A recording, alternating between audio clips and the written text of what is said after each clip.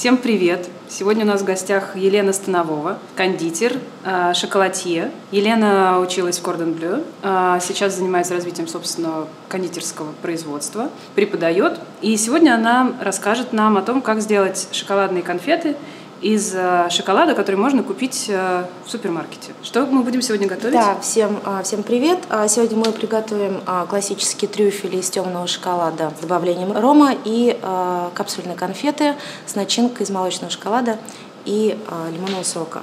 Собственно, готовить конфеты дома несложно, потому что продукты все в свободном доступе. Шоколад всегда можно найти в супермаркете. Остальные продукты тоже несложно найти. Это сливки, это масло, это, возможно, фруктовое пюре или какие-то виды соков, которые тоже можно приготовить дома из лимона. Вот инструментарий у нас тут совершенно неожиданный. Выглядит как орудие юного инквизитора. Не знаю, почему у меня такие ассоциации. Пытошное. Да, что-то такое.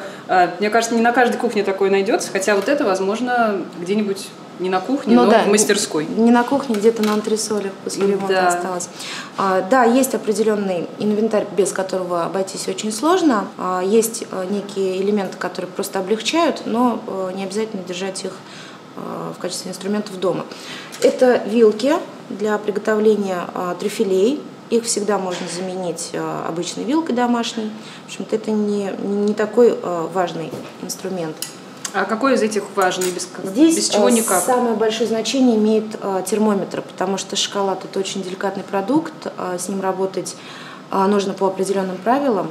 Очень большое значение имеют температурные режимы. Давайте покажем. Вот у нас два разных термометра. Да, это погружной термометр с иглой, с небольшим компьютерным самописцем, да, и пирометр, который замеряет температуру на расстоянии. Без термометра ни в коем случае не обойтись. То есть что-то такое нужно купить, либо это, либо это? Да, обязательно. Это не такой дорогой инструмент, я думаю, что до 1000 рублей. Давайте тогда начнем. Да, давайте. С чего Сейчас мы приготовим начинку для конфет, а уже потом будем заниматься их формовкой и приданием им предпродажного тюнинга, так скажем. А почему надо начинать с начинки?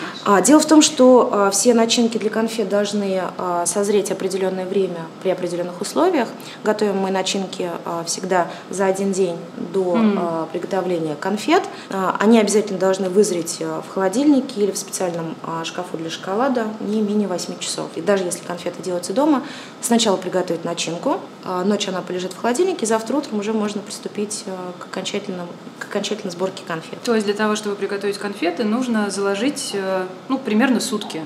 Совершенно верно, да, совершенно верно. С чего начинаем? Так, начнем мы с того, что мы приготовим классический трюфель.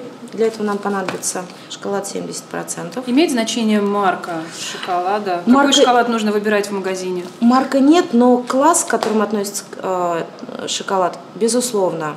К сожалению, большую часть шоколадных плит, которые продаются в супермаркетах, добавляют очень большое количество стабилизаторов. Таким образом, производители пытаются обезопасить себя от порчи. Такой шоколад менее ломкий, он лучше переносит перепады температур. Здесь вот есть определенные моменты, такой шоколад может повести себя неоднозначно. Поэтому при выборе шоколада нужно обращать внимание на сегмент, чуть выше среднего хотя бы. Да? Поэтому мы сейчас будем использовать Линд, дорогой, хороший, качественный шоколад, уже проверенный временем. А имеет значение процент какао? Вот у нас 70%. Сейчас что такое 70%? Это содержание какао-продукта. Если мы посмотрим на обратную сторону упаковки, да, на первом месте стоит продукт какао-масса. Какао-масса – это практически 100% какао, то есть это просто перетертые какао-бобы. Шоколад не может называться шоколадом, если в нем нет хотя бы 0,1% сахара. С таким шоколадом работать достаточно сложно. И его... С чистым? Да, ценители шоколада 99,9, они, конечно... Но для шоколадье это не продукт? Да, это... Не сырье? Да, не сырье, поэтому мы работаем на темном шоколаде 55-57%. Сейчас мы приготовим начинку для наших конфет. Нам понадобится 220 грамм темного шоколада. Раскрываем и что делаем? Раскрываем и вот мелкими кусочками ломаем сюда. Сейчас нам нужно будет его растопить и соединить со сливками.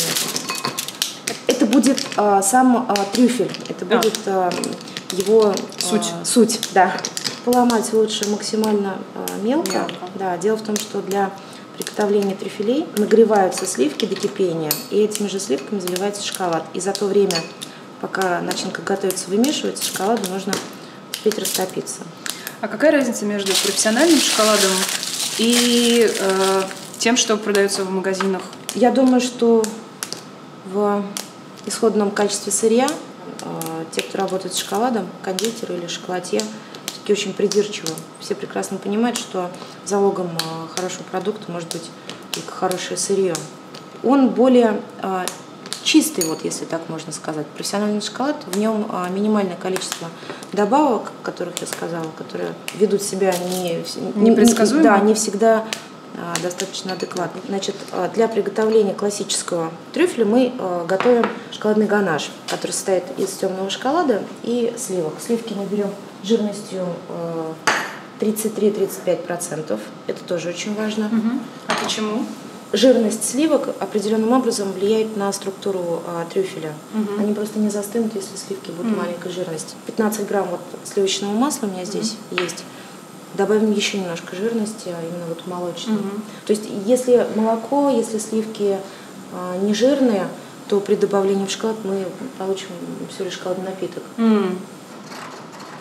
Здесь у нас 220 грамм шоколада и сливки 165 грамм. О, закипели. Да, вот. Нет, они только закипают. Да, аккуратнее. Это извержение целое. Да. Вот и сейчас мы просто заливаем наш шоколад сливками. И сюда же добавляем кусочки масла. Масло лучше комнатной температуры использовать. Оно быстрее разойдется, быстрее соединится. Вообще в кондитерском производстве, на сладкой кухне есть такое понятие, как поженить продукты. Когда в своем кругу мы говорим поженить, все сразу понимают, о чем идет речь. Дело в том, что в кондитерке существуют только равные браки. Если мы соединяем какие-то продукты между собой, то они должны быть либо одинаковой консистенции, либо одинаковой температуры. И вот когда мы соединяем в данном случае растительные продукты с животными, животные у нас должны быть приближены друг к другу. Все, что я делаю, это просто перемешиваю. Очень медитативное. Да, очень горячие сливки у нас были. Вот они топят шоколад. У нас масса получается такая немножечко, словно с крупинками, да? Ну вот сейчас мы соединяем. Или мы должны довести до до глянцевого однородного? Абсолютно, да. В помощь нам может пригодиться погружной блендер. То есть миксер шоколаду друг, не враг? Нет, не враг.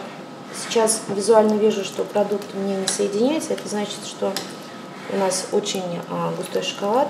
Что нужно делать? И ему не хватает немного влажной среды, чтобы вот соединиться, то есть какое-то количество жидкости. Поэтому сейчас просто еще небольшое количество сливок доведем до кипения. То есть здесь жидкость – это некий растворитель шоколада. Если он не растворяется, значит растворителя маловато. Не растворяется почему? Потому что мы видим… Это масло, да, это выступило масло, которое отделилось от самого шоколада. Собственно, о чем я и говорю, что он иногда непредсказуемо себя ведет. То есть такого по-хорошему быть не должно. Конечно. И это следствие того, что это шоколад, который мы купили просто в магазине. Абсолютно верно. Но получается, что и с ним мы сейчас сможем совладать. Конечно. Визуально есть тест. Наша масса должна быть гладкая, блестящая, однородная. Все должно соединиться. Мы вымешиваем до тех пор, пока масса не станет вот абсолютно такой вот блестящей, звенящей, без каких-либо посторонних вкраплений. То есть наша задача сейчас все это соединить опять вместе. Эмульсию мы сейчас сделаем, если так вот профессионально. Аккуратно ногой тоже сейчас поработаем, соединим. То есть сейчас я эмульсифицирую, если так можно сказать, я соединяю жиры. Ну, вот уже видно, что масса соединяется. Вот слышно, как ножи работают. Вот они нанотехнологии, когда На молекулярном уровне соединяем различные продукты. Да, вот все, масса соединилась. Собственно, вот мы имеем текстуру. Уже все, он гладенький. Вот на этом этапе можно добавить небольшое количество алкоголя. Может быть, ром или коньяк для ароматизации вот такого легкого послевкусия. 15 грамм. Все, начинка практически готова. Ей нужно созреть. Сейчас я уберу ее в холодильник. И обязательно, да, обязательно нужно ее накрыть пленкой, но пленкой в контакт. Это когда пленка наносится непосредственно на массу. Таким образом мы обезопасим себя от появления суховатой корочки. Чтобы ни пузырьков не было, не было контакта с воздухом. Так вот он полежит. Если сегодня вечер, завтра утром уже можно делать конфеты. Он достигнет рабочей консистенции, то есть он станет крепеньким, его можно или скатать шариками, или работать посредством кондитерского мешка, как бы созреть, все должно окончательно пожениться, соединиться. То есть для того, чтобы брак получился хорошим, все-таки нужно время? Конечно, да, конечно. Вторая начинка у нас будет на базе молочного шоколада. Нам нужно будет 165 грамм. Мы сейчас делаем лимонный ганаш, молочный шоколад с лимонным соком. Можно использовать пюре малины, можно использовать маракуйю. Сюда же мы поместим небольшое количество сливочного масла. Сливочное масло для чего? Опять же, для жирности, для того, чтобы структура была более плотная.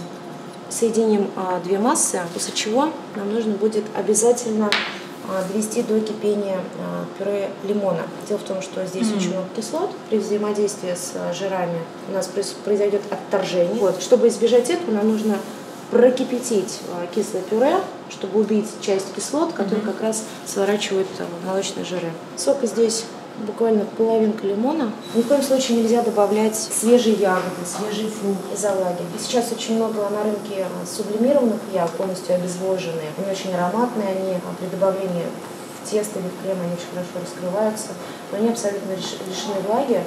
Союз получается. Очень хорошо специи, пряности добавлять. Бадьян, кардамон, корица. Я уже говорила, что шоколад очень боится резких перепадов температуры, поэтому водяная баня у меня закипела, и сразу же я ее выключаю. Вообще температурный режим, при котором шоколад себя чувствует очень хорошо, это где-то 18-20 градусов. Ну вот, собственно, шоколад практически растопился. Наступило время лимонного сока. Здесь тоже важно не просто довести его до кипения, а вот немножечко прокипятить, чтобы снизить кислотность. А сюда алкоголь можно добавлять? Конечно. Алкоголь добавляется в самой последней стадии, когда уже начинка практически готова. Главное не переборщить с количеством. Если необходим насыщенный вкус и аромат алкоголя, то тогда его брать лучше более крепкий. Ликеры, да, очень часто используем ликеры. И вот, опять же, по принципу эмульсии, как и любой ганаш, я от центра вымешиваю и чуть соединяю. Сейчас мы добавим еще немного лимонного сока. Я делаю начинку не первый раз, я знаю, какая она должна быть на выходе визуально. И если что-то идет не так, то опыт позволяет уже делать какие-то выводы, каким образом я могу повлиять на продукт. Сейчас немного еще сока и блендер нам в помощь. Уже пробьем начинку. С маленьким количеством продукта работать немного сложнее. То есть у нас здесь всего-то 50 грамм сока, всего-то там 15 грамм масла.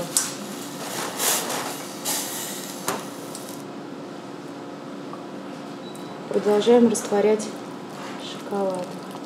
Ганаш, пока вот он готовится, он все-таки такой немного жидковатый.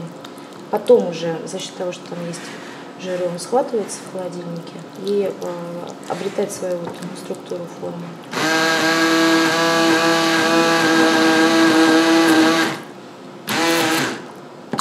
Не женится? Ну, на самом деле, о чем это говорит? О том, что у нас есть опыт, что не из любого магазинного шоколада мы можем что-то получить. То есть еще лимона добавим. Да, сейчас попробуем еще. Я вижу, что он густой, ему густо. Это значит, что нужно добавить какое-то количество жидкой части. Если бы мы делали начинку молочную со сливками, я бы добавила еще немного сливок. Могла произойти какая-то реакция сока с какими-то вкусовыми ароматическими веществами.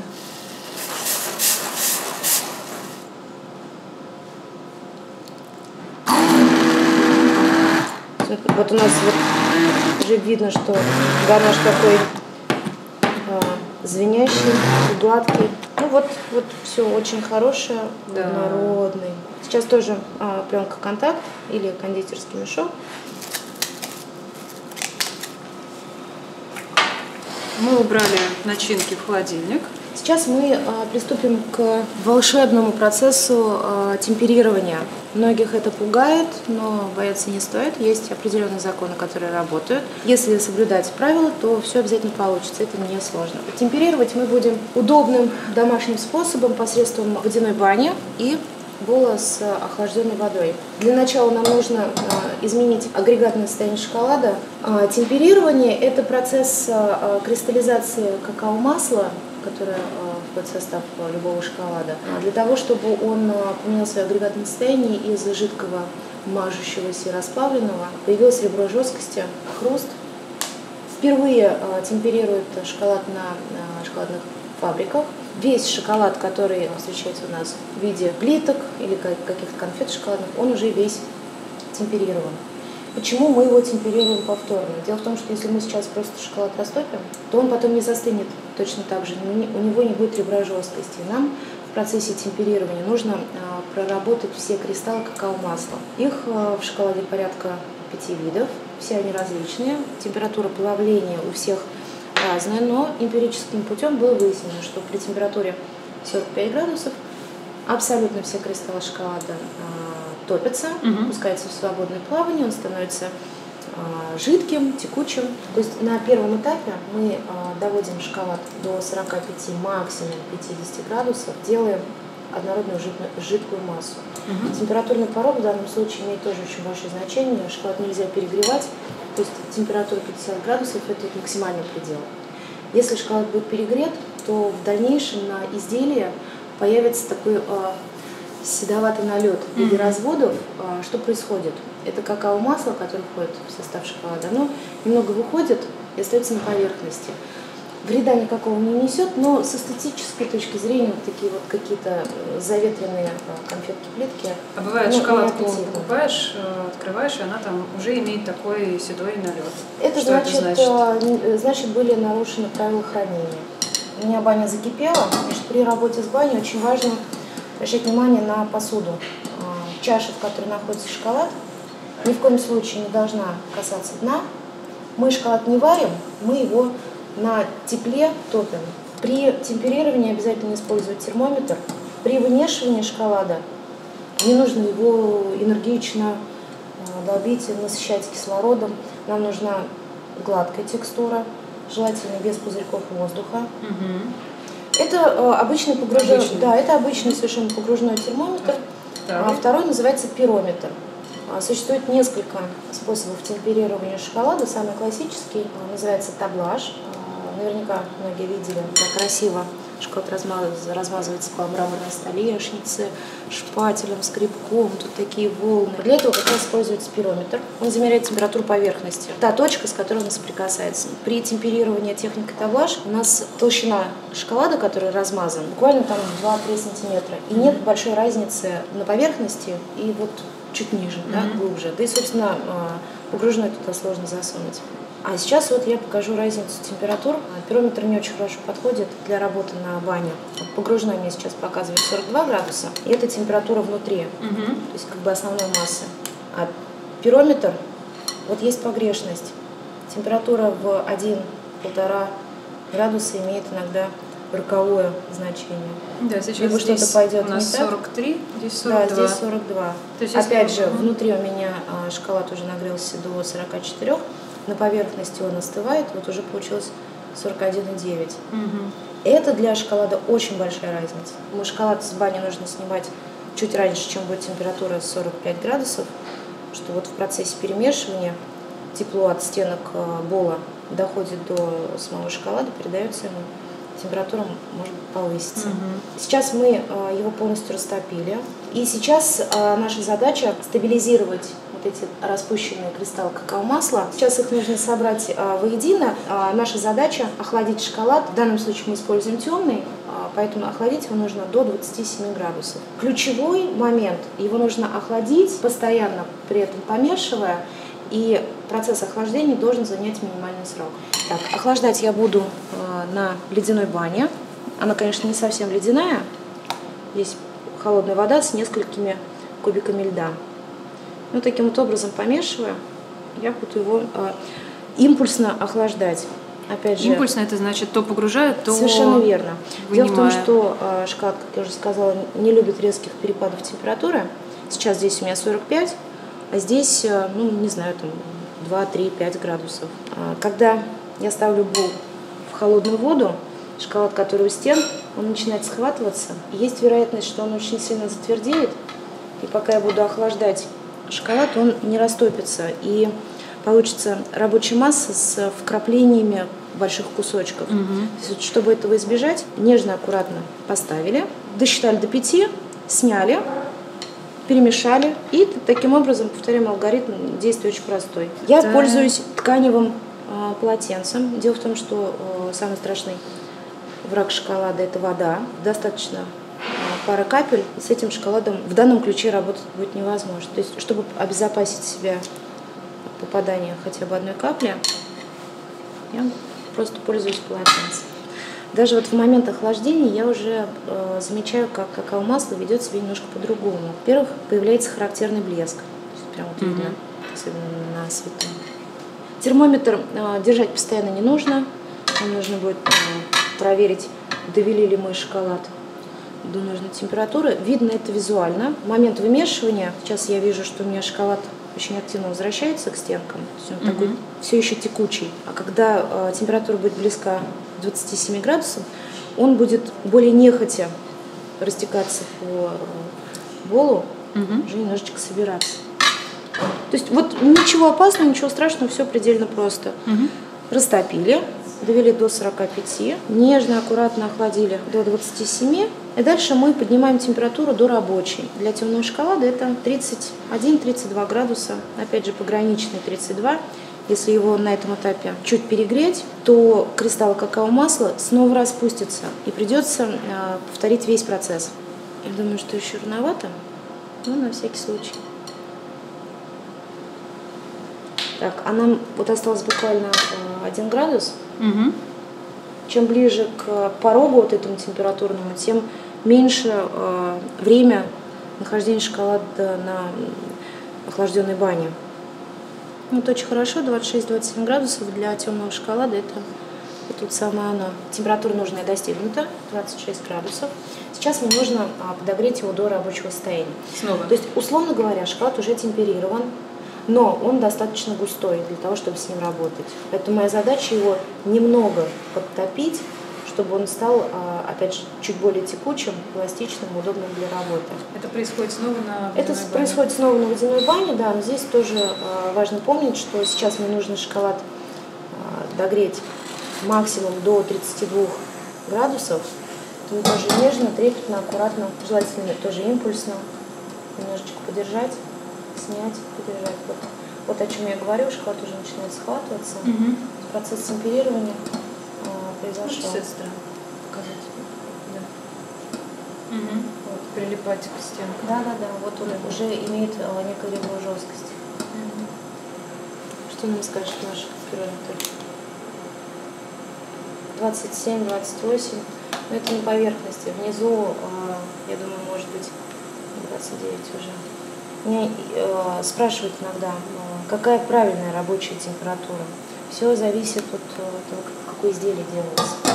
Для элемента декора, если нужно нанести слой потолще, то это может быть и 29, и 30 градусов. А мы же готовим оболочку, и гораздо приятнее, когда начинки больше, чем шоколада, поэтому нам нужно сделать стенки оболочки тоненькими, контрольный замер. Все через градусник, все, вот. О чем я говорила, вот он, ой, у нас уже шоколад течет вот другой лентой, вот, видно ли это начинает уже немного изгибаться.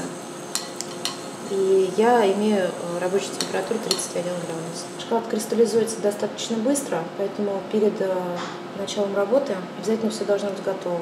Посуда, формы, ничего лишнего на столе. Обязательно небольшая стопка бумажных салфеток или полотенец.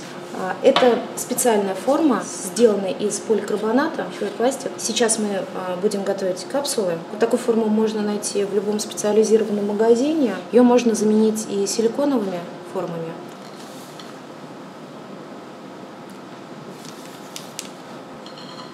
Заправляем небольшое количество шоколада в кондитерский мешок и сейчас будем подсаживать его в наши капсулы пластиковые.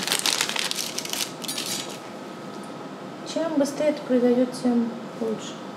В принципе, я могла бы налить из бола, но тогда бы все было размазано. Очень аккуратно.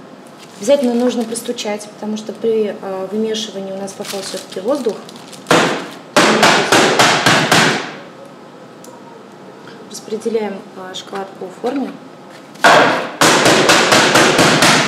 И теперь нужно избавиться от лишнего шоколада. То есть задача как бы измазать тоненьким слоем нашу поликарбонатную форму. Ого! Вот таким образом это получается. Слегка постукивая. Именно поэтому у меня подложен пергамент. Это может быть любая пленка пищевая. Этот шоколад можно дальше использовать как угодно. И темперировать, и делать начинки. Он у нас уже темперированный. Поэтому в данном случае я дождусь полной кристаллизации шоколада на пергаменте и просто сниму его. Вот таким образом у меня получились вот такие капсулки. Сейчас нужно оставить кристаллизоваться шоколад.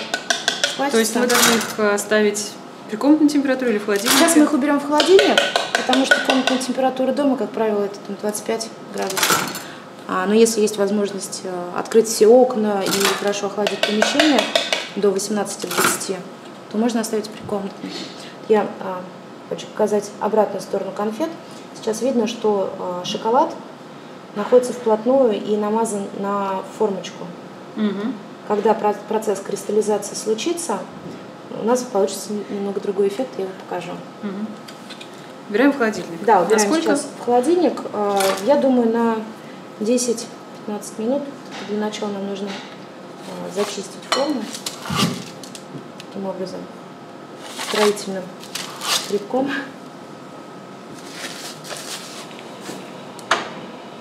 Итак, прошло 8 часов. Шоколадная начинка у нас готова. Для трюфеля. Она очень пластичная. Сейчас мы будем отсаживать трюфели конусообразной формы. Как я говорила, можно также сделать кругленькие. Наличие кондитерской насадки не принципиально. Это уже видна структура начинки. Просто такие вот небольшие башенки мы отсаживаем.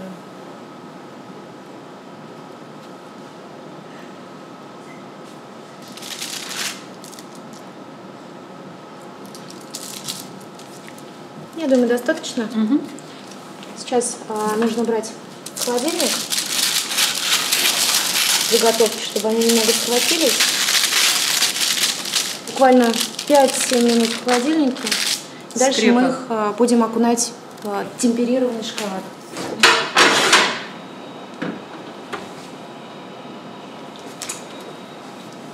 Еще не до конца, но вот уже видно, что шоколад начинает отходить от формы. Я один раз провела аналогию.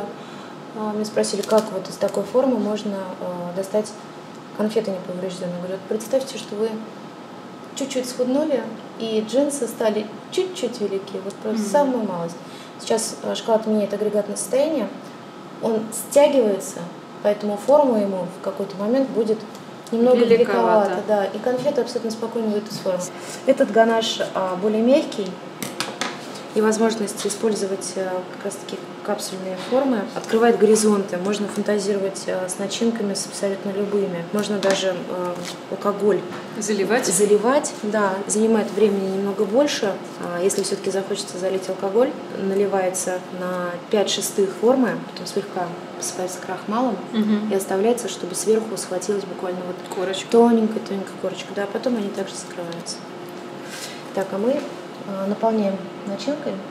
Сразу же, оговорюсь, наполняем не до краев. Нам нужно еще немножко запаса для того, чтобы эти конфеты закрыть. Также можно постучать. Убираем в холодильник на 2-3 минутки, после чего закроем нашу капсулу. А тем временем трюфели наши схватились. Сейчас мы будем окунать их в шоколад. Шоколад у меня по-прежнему рабочей температуры. Случается так, что он уже начинает немного схватываться, температура начинает падать, его можно слегка подогреть, но ни в коем случае, опять же, мы не перегреваем. И алгоритм работы очень простой. Даже думаю, что похож он на конвейер. Сейчас поштучно я опускаю трюфель в шоколад, просто вот окунаю его полностью, и благодаря вот этой вот вилочке я избавляюсь от излишков шоколада и переношу их, так как конфеты у нас уже охлажденные, они уже начинают схватываться. Таким вот образом я их окунаю в какао. Соответственно, вот эта вилка используется для круглых трюфелей. Совершенно верно, да. Очень удобно работать с круглыми. Он не съезжает, не выезжает.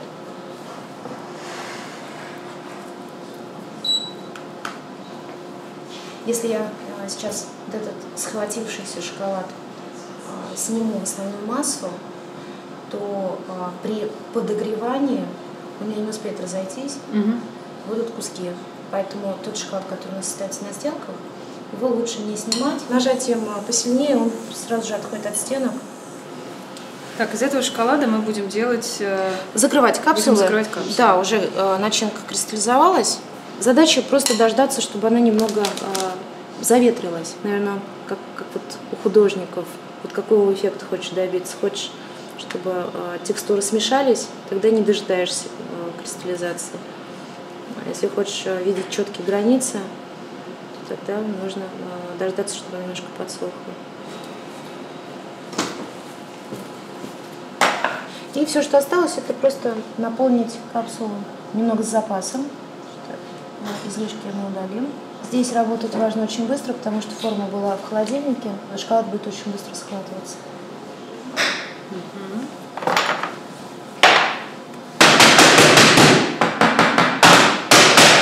Видно, он становится уже немножко матовым. Теперь, пока он не застыл до конца, мы просто зачищаем, избавляемся от лишнего. Важно правильно держать скребок, ни в коем случае не под большим углом. Таким образом мы потянем за собой много шоколада. Лучше сверху вниз. То есть я имею в виду горизонтально. Все, сейчас я убираю форму снова в холодильник. Мы абсолютно спокойно их извлечем из формы. Я думаю, что достаточно будет 4-5 минут. Наши трюфели готовы, шоколад, который мы окунали, схватился. Пока он еще не стал твердым, какао-масло хорошо легло на него и на нем же осталось. В принципе, для их производства не обязательно шоколад темперировать. То есть можно было бы сделать начинку, обмакнуть готовую начинку в просто растопленный шоколад.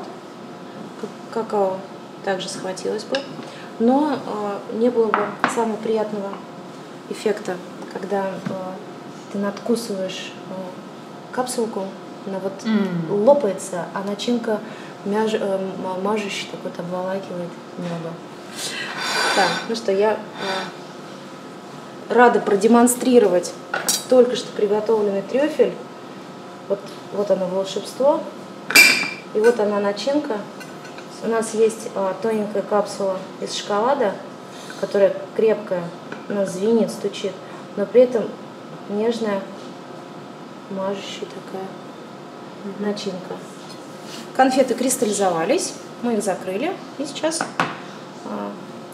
джинсы стали немного велики. Сейчас мы их просто аккуратно извлекаем из формы. Они вот просто все. Если не вываливаются сами, то им можно немного помочь. Главное не разбить. Да, мы специально делали очень тонкую капсулу.